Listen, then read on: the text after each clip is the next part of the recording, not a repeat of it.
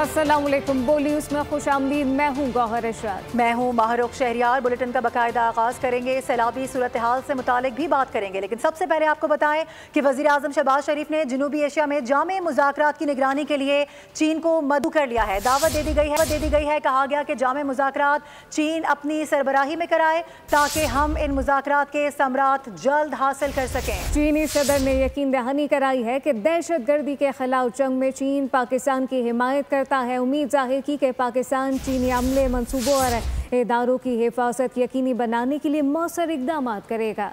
पाकिस्तान और चीन अजीम दोस्त हैं।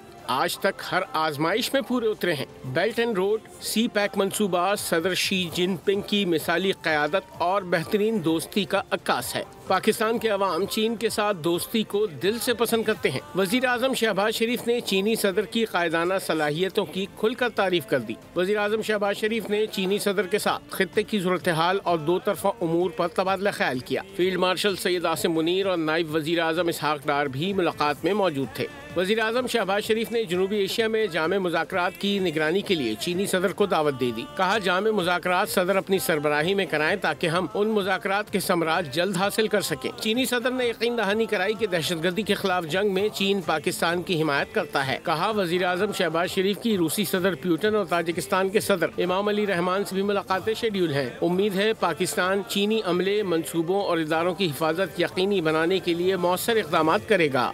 इसके अलावा वज़ीर आज़म पाकिस्तान शहबाज शरीफ और ताजिकिस्तान के सदर इमाम अली रहमान के दरमियान भी अहम मुलाकात हुई है। दोनों रहनुमाओं ने पाकिस्तान और ताजिकिस्तान के दरमियान मुख्तलिफ शोबों में ताउन पर इत्मीनान का इजहार किया है। मुलाकात में तिजारत, सरमायाकारी और तवानाई के शोबों में बाहमी ताउन को देने पर इत्तेफाक किया गया। दोनों रहनुमाओं ने इस बात पर भी जोर दिया है कि इलाकाई सलामती, अवामी सतह पर रवाबित और तबादलों को भी मजबूत बनाया जाए ताकि दोनों ममालिक के दरमियान करीबी ताल्लुकात को नई जिहत दी जा सके। वज़ीर आज़म शहबाज शरीफ और सदर इमाम अली रहमान ने इस अज़म का भी अदा किया कि पाकिस्तान और ताजिकिस्तान के दरमियान दो तरफा ताल्लुकात को मज़ीद मजबूत किया जाएगा। दोनों रहनुमाओं ने आलमी और इलाकाई उमूर पर एक दूसरे के मौक़िफ़ से भी आगाही हासिल की और करीबी ताउन को जारी रखने पर भी इत्तेफाक किया गया। चेयरमैन PTI बैरिस्टर गौहर का असम्बली के अंदर और बाहर एहतजाज करने और इस्तीफे वापस ना लेने का ऐलान सामने आया है।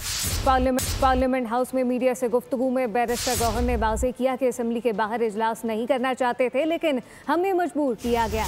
हमारे अपोजिशन लीडरान को नाअहल करार देकर हुकूमत ने असम्बली में हमारे लिए कुछ नहीं छोड़ा है। कहा कि हमने पार्लियामान को मजबूत करने की कोशिश की और सिस्टम का हिस्सा रहने की कोशिश की, लेकिन हमारी आवाज़ नहीं सुनी गई।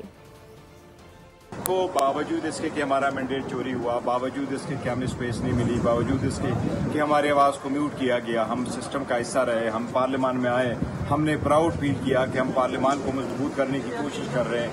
हमने स्पीकर को भी कहा कि आप हमें हमारी आवाज़ को म्यूट न करें, आप एक्शन लें, हमारे जो स्पीचेस है उसको वो ना कर, डिलीट ना करें, आप करें। लेकिन क्या करें जी, अगर आपको कुछ भी नहीं मिल रहा। So this the only place कि जी पार्लियामेंट के इस गेट पे साथ ही हम खड़े हो। बात दरअसल ये कि हम तो नहीं चाह रहे थे कि हम यहाँ असम्बलियाँ लगाएं, लेकिन यहाँ के अलावा हमारे पास और ऑप्शन ही नहीं रहा। आपने आवाज़ तो दबाए रखा, आपने तो स्पीच डिलीट रखी, आपने तो लीडर ऑफ द अपोजिशन को, आपने जो हमारे दो सियासी उमरैन थे, आपने तो उनको डिस्क्वालीफाई करवाया, आपने तो उनको निकाल दिया। और अब आपको ये बताएं कि पंजाब के दरियाओं में तग़यानी की सूरत हाल बरकरार है। पंजाब के 11 अजला में 3200 देहात डूब चुके हैं। जाम बहक अफराद की तादाद में भी इजाफा होता जा रहा है, 41 तक जा पहुंची है। आपको ये बता दें कि मुतासर अफराद की तादाद 30 लाख हो चुकी है। पंजाब में दरियाओं में तग़यानी और सैलाबी सूरत हाल के बायस बड़े पैमाने पर तबाही जारी है। अब तक 9,99,000 अफराद को महफूज मकामात पर मुंतकिल किया गया। मुतासर इलाकों में फौरी इमदाद के लिए 395 रिलीफ कैंप्स कायम किए गए हैं, जबकि 392 मेडिकल कैंप्स और 336 वेटनरी कैंप्स भी फाल हैं ताकि इंसानों और मवेशियों को तिबी सहूलियात फराहम की जा सकें। सैलाब से मुतासर 7,08,000 मवेशियों को भी महफूज मकामात पर मुंतकिल किया जा चुका है। दरियाओं में पानी के बहाव की सूरत हाल भी तशवीशनाक है। दरियाए सतलुज में गंडा सिंह वाला के मकाम पर पानी का बहाव 2,53,000 क्यूसेक रिकॉर्ड किया गया है, जबकि हैद सुलेमानकी के मकाम पर 1,24,000 क्यूसेक की इतला है। उधर दरियाए चनाब का एक बड़ा रैला जनूबी पंजाब की जानिब बढ़ रहा है, जिससे मजीद इलाकों के मुतासिर होने का भी खदशा जाहिर किया गया है। पंजाब के मुख्तलिफ अजला में दरियाओं में ऊंचे दर्जे के सैलाब के बाइस तबाही का सिलसिला जारी है। पाकपतन, कसूर, मुजफ्फरगढ़, तांदियावाला और मुल्तान समेत कई शहरों में देहात ज़ेर-ए-आब आ चुके हैं। खड़ी फसलें मुकम्मल तबाह हो गई। मुतासरा अफराद को खैमा बस्तियों और रिलीफ कैंपों में मुंतकिल किया जा रहा है।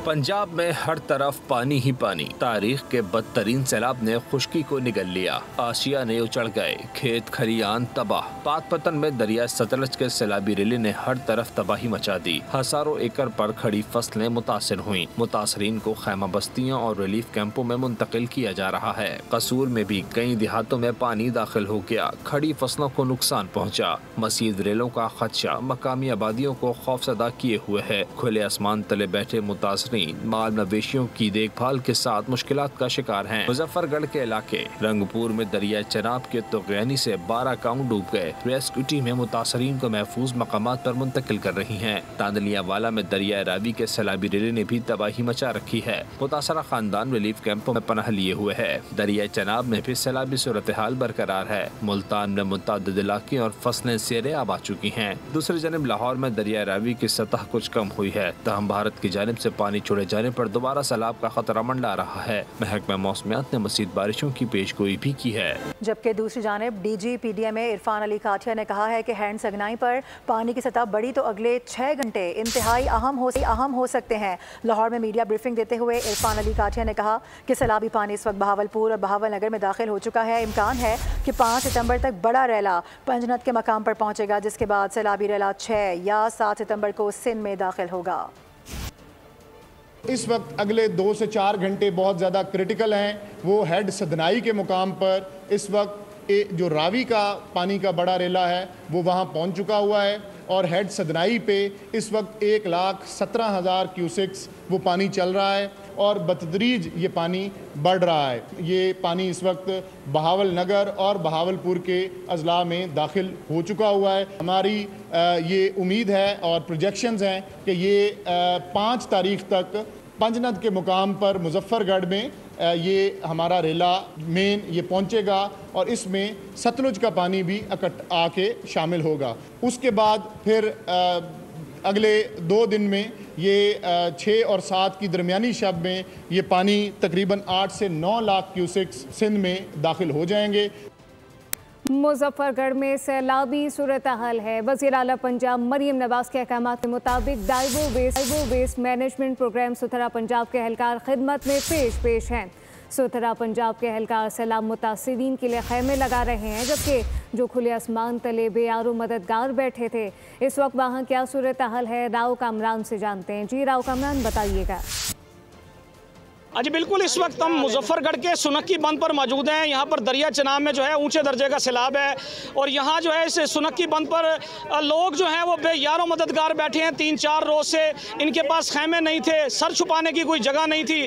अलग सुबह भी मूसलाधार बारिश हुई और कल भी मूसलाधार बारिश थी। ये लोग खुले आसमान तले बैठे थे। मैं आपको बताऊँ, यहाँ पर वज़ीर आला पंजाब मरियम नवाज शरीफ की हिदायत के मुताबिक डाइवो वेस्ट मैनेजमेंट के सुथरा पंजाब के लोग जो हैं वो यहाँ पर इनकी खिदमत में जो है वो पेश हैं। इन लोगों को जो है वो खैमे लगा कर दिए जा रहे हैं। मुकम्मल तौर पर इनकी जो है हेल्प की जा रही है। मेरे कैमरा मैन दिखाएंगे, ये मैनेजमेंट के जो है सुथरा पंजाब के एहलकार यहाँ मौजूद हैं और यहाँ पर जो है इन लोगों को तंबू टेंट खैमे लगा कर दिए जा रहे हैं। इन लोगों की मुकम्मल तौर पर जो है वो मदद की जा रही है। डाइवो वेस्ट मैनेजमेंट के जो एहलकार हैं सुथरा पंजाब के, ये मरियम नवाज साहिबा की जो अहकामात हैं वज़ीर आला पंजाब के, उसकी हिदायत के मुताबिक जो है यहाँ तमाम तर इमदादी सरगर्मियों में मसरूफ़ हैं। के लिए ना सिर्फ इन्हें टेंट दिए जा रहे हैं बल्कि इनके जो है रजिस्ट्रेशन की जा रही है। ID कार्ड के मुताबिक इनकी रजिस्ट्रेशन करने के बाद जो है इनको खैमे बाकायदा लगा कर दिए जा रहे हैं और तमाम तर सहूलियात जो है वो दी जा रही हैं। जी ठीक है राव कामरान, बहुत शुक्रिया आपका।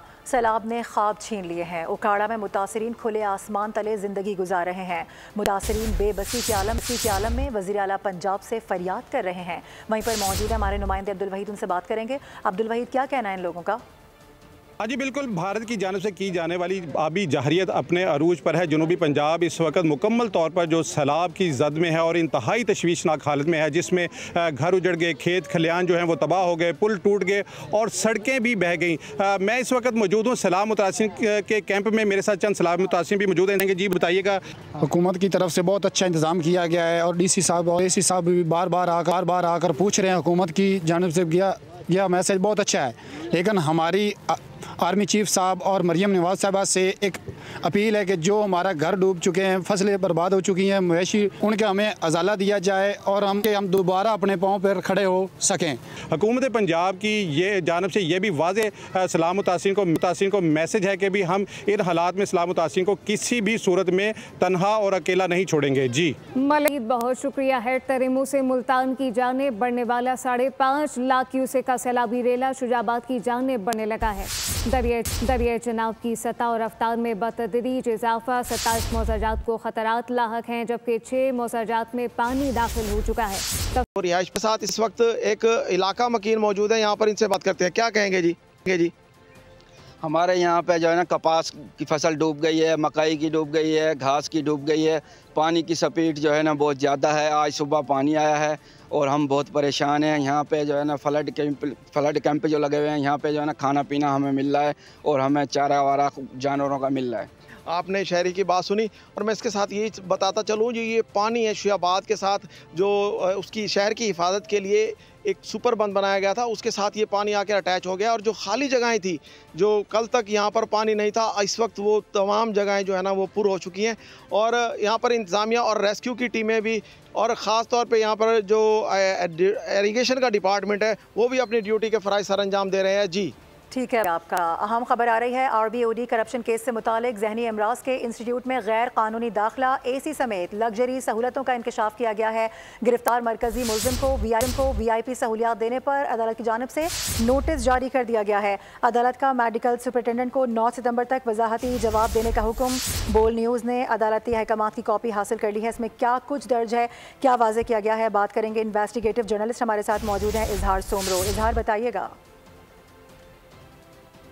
RBOD करप्शन केस के मरकज़ी मुलजिम फ़हीम सुमरो को सरसेजी ज़हनी अमराज के इंस्टीट्यूट में गैर कानूनी तौर पर दाखिला, AC समेत दीगर लग्जरी सहूलियात देने के मामले पर नेब हैदराबाद की अदालत ने नोटिस लेते हुए इस मामले पर मेडिकल सुपरिटेंडेंट को 9 सितंबर को तलब करते हुए वजाती जवाब दाखिल करने का हुक्म दिया है।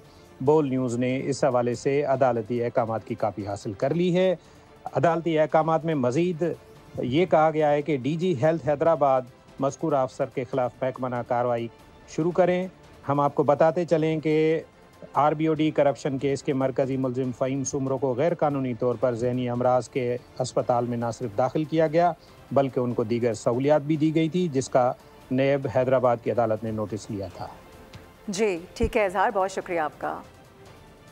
मनफी प्रोपागंडा करने वालों के तर्ज अमल पर अफसोस है। अवाम सोशल मीडिया पर फैलाई जाने वाली मनफी खबरों पर कान ना धरें। वज़ीर इत्तलात पंजाब अस्मा बुखारी की प्रेस कॉन्फ्रेंस मज़ीद कहा कि फसाद पार्टी को सैलाब मुतासरीन की कोई फिक्र नहीं। सैलाब ज़ब्तान की इमदाद और रिलीफ के कामों पर सियासत समझ से बालातर है।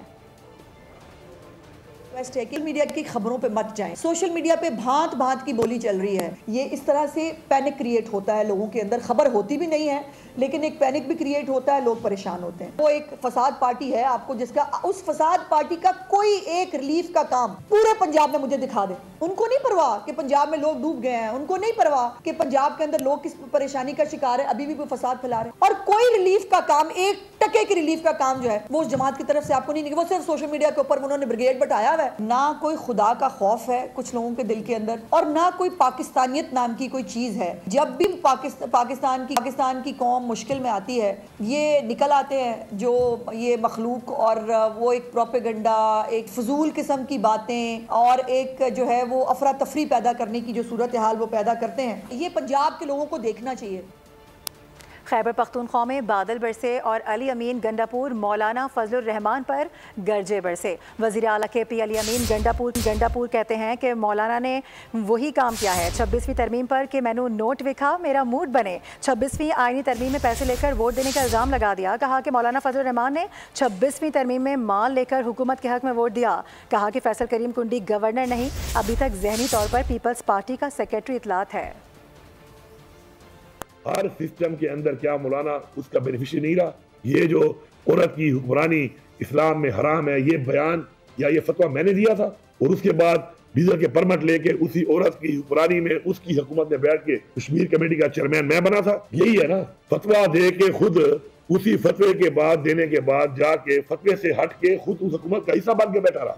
उसके बाद जो भी आया है ही इज द बेनिफिशियरी। मैंने उस वक्त भी कहा था भाई तुम इसको नहीं जानते हो, ये अपना मतलब निकाल लेगा। उसने वो सारे सिस्टम को इस्तेमाल करके माल भी ले लिया, वोट दे के अपनी वो जो जी हजूरी है वो भी कर ली। ये मौलाना की असलियत है, ये मौलाना का माजी है, ये मौलाना का हाल है और यही इस मौलाना का मुस्तकबिल रहेगा कि मौलाना ने वही काम किया, मैंने नोट लिखा मेरा मूड बने। आपको बताएं कि पाकिस्तान और चीन की अजीम दोस्ती की अलामत CPEC-1 का आगाज साबिक वज़ीर आज़म नवाज शरीफ और सदर शी जिनपिंग की मौजूदगी में एशिया पाक और शंघाई इलेक्ट्रिक के दरमियान थरकोल मुआहदे से हुआ था। और अब एक बार फिर एशिया पाक पाकिस्तान में प्लाज्मा बेस अद्वियात की तैयारी के लिए कायदाना किरदार अदा करते हुए 4 सितंबर को पाक चीन वज़ीर आज़म की मौजूदगी में चाइना रिसोर्सेज बोया के साथ जॉइंट वेंचर के लिए MOU करने जा रही है। पहली दफा इसमें drug regulatory authority of Pakistan को शामिल किया गया है। प्लाज्मा ने बाहर भी जाना है और दवाइयों ने मुल्क में वापस भी आना। लॉ तो मौजूद है, उसके ऊपर रेगुलेशन लिखी जाएगी। अभी स्पेशल एक रिश्ता है चाइना के साथ, सबसे ज्यादा हमारे लिए सूटेबल तो वही है, उनकी गाइडेंस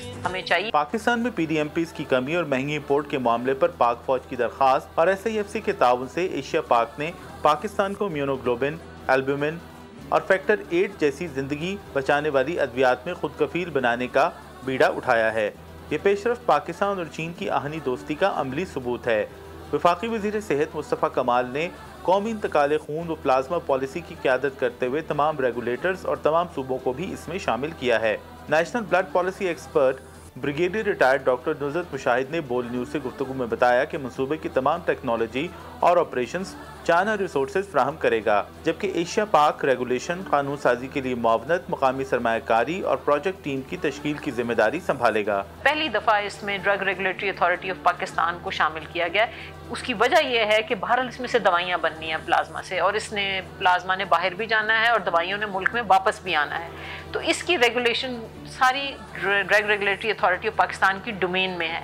उनके जो पहले से एक्ट्स बने हुए हैं, जो लॉज बने हुए हैं 2012 वाला और उससे पहले 1976 वाला, उसमें बड़ी तफसील के साथ इस सोर्स का जिक्र है और इसका एक लॉ तो मौजूद है। हाँ, उसके ऊपर रेगुलेशन लिखी जाएगी अभी, और वो भी अभी ड्रग रेगुलेटरी अथॉरिटी पाकिस्तान के जो अभी नए चीफ एग्जीक्यूटिव ऑफिसर आए हैं वो बड़े कमिटेड हैं इसके साथ, और ये पॉलिसी के कैबिनेट के अप्रूवल के साथ ही वहाँ पे भी काम कुछ शुरू हो चुका है, कुछ और तफसील से होगा, और उम्मीद है कि हम अगले साल के शुरू में पूरी रेगुलेशन का फ्रेमवर्क लिख चुके होंगे इसके ऊपर। ब्रिगेडियर रिटायर्ड डॉक्टर नुज़रत शाहिद का कहना था कि एशिया पाक का एक कदम पाकिस्तान में प्लाज्मा बेस्ड अद्वियात की दस्तयाबी को यकीनी बनाएगा। देखिए, उनकी टेक्नोलॉजी की तो उन्होंने हमारे सेंट्रल एशियन में रिपब्लिक्स में उनकी JVs वगैरह हैं, तो हमारा तो आपको पता है कि एक ख़ास स्पेशल एक रिश्ता है चाइना के साथ, और हमें भी ट्रस्ट के हिसाब से और उनकी कैपेबिलिटी के हिसाब से सबसे ज़्यादा हमारे लिए सूटेबल तो वही हैं।